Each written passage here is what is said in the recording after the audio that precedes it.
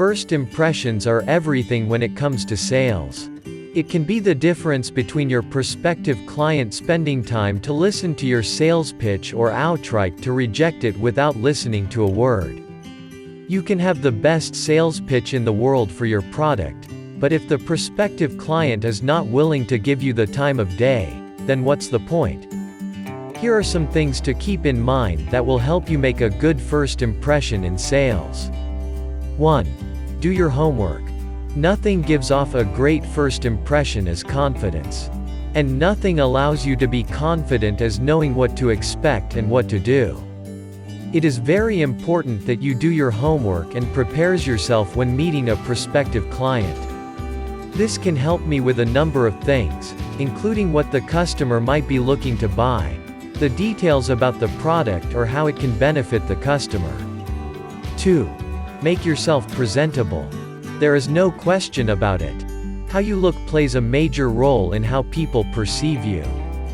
What you wear and how you carry yourself can make a lot of difference when it comes to being a direct seller. Always be presentable and ready for the meeting. You never know when an opportunity presents itself. Wearing good clothes, good grooming and always being on time can all help you make a good first impression in sales. 3. Ask questions. One of the keys to creating a good first impression in sales is to show genuine interest in the needs of your customers. Asking questions about their needs and their business can help you do the same. Not only does it make the customer understand that you are there to help them, but it also allows you to better understand the needs of the customer and how you can better be of benefit. The research you did prior to the meeting will also help you to get a better idea of what questions to ask your prospective clients. 4. Body language. When it comes to sales, the importance of body language cannot be emphasized enough.